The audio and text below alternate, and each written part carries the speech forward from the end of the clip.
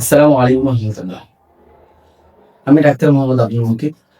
আজকের গুরুত্বপূর্ণ একটি বিষয় নিয়ে কথা বলছি, সেটি হচ্ছে বন্ধ্যাত্ব বা কনসেপ্ট না করা, বাচ্চা না হওয়া। ইদানিংকালে অধিকাংশ মহিলারই এই সমস্যা লক্ষ্য করা যায়।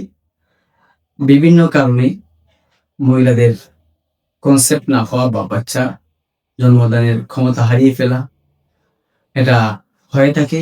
বিশেষ করে বিয়ের পরপরই যে সকল মহিলারা তারা বাচ্চা নিতে আগ্রহী হন না, তারা বিভিন্ন বড়ি অথবা বিভিন্ন মাধ্যমে তারা কনসেপ্ট না করে লং টাইম এভাবেই সিঙ্গেল থাকার চেষ্টা করেন। পরবর্তীতে এই পিল বা বড়ির মাধ্যমে ভয়ানক ক্ষতির সম্ভাবনা হয়ে থাকে। বিশেষ করে পরবর্তীতে ট্রাই করলেও আর কনসেপ্ট হয় না বা শরীরের ব্যাপক ক্ষয়ক্ষতি হয়ে থাকে।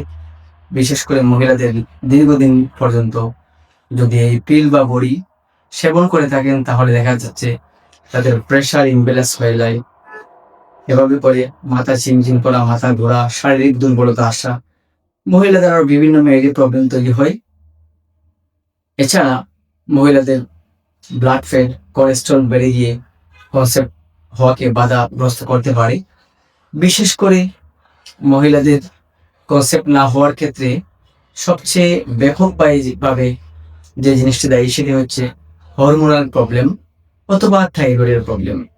এই হরমোনাল প্রবলেম যদি ইমব্যালেন্স থাকে, তাহলে প্রথমত আমরা যে পরামর্শ দিয়ে থাকি, হরমোনটাকে ব্যালেন্স করার জন্য আমরা চিকিৎসা দিয়ে থাকি। পরবর্তীতে মোটামুটি হরমোনস ব্যালেন্সে চলে আসলে আশা করি তার এই কনসেপ্টের সমস্যাটা আর থাকে না। এভাবে করে আল্লাহর রহমতে আমরা প্রচুর ট্রিটমেন্ট করেছি, ন্যাচারোপ্যাথি এবং হোমিওপ্যাথি ট্রিটমেন্টের মাধ্যমে। আল্লাহ তাআলার অশেষ মেহেরবানিতে অনেক পরিবারই এই সুখবর এসেছে, তারা কনসেপ্ট করেছেন এবং সন্তান জন্ম দিয়েছেন।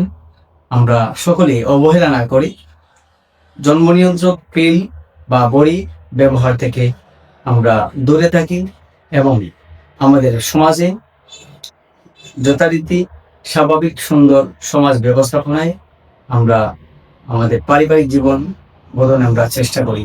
সকলকে ধন্যবাদ।